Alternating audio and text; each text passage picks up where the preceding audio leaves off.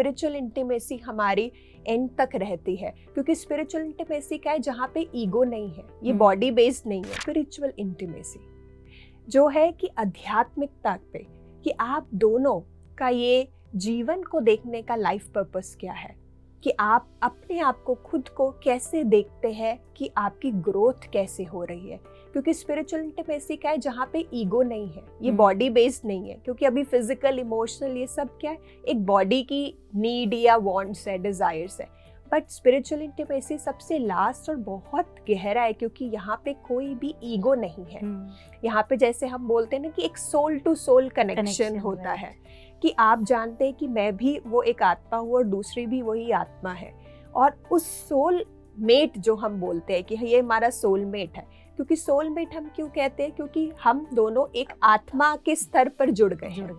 और सोलमेट एक पार्टनर ही नहीं, मैं कहूँगी कि एक हस्बैंड वाइफ ही सोलमेट नहीं हो सकते। सोलमेट कोई भी हो सकता है, आपकी माँ हो सकती है, आपके फ्रेंड हो सकती है, आपके भाई बहन हो सकते हैं, क्योंकि जिनकी विचारधारा जो एक आत्मा के स्तर पर एक दूसरे को जान चुके हैं, पहचान चुके हैं, उनकी विचारधारा एक दूसरे को समझती है, तो वो हमारी एक सोलमेट बन जाता है, जो कि स्पिरिचुअल इंटीमेसी कहलाती है। और मैं कहूँगी वक्त के साथ साथ ये धीरे धीरे ये सारी इंटीमेसी कहीं ना कहीं कम होने लगती है, बट जो स्पिरिचुअल इंटीमेसी है वो आपकी एंड तक चलती है, क्योंकि एंड में आप ये देखेंगे कि कैसे मेरी अपनी ग्रोथ हो रही है।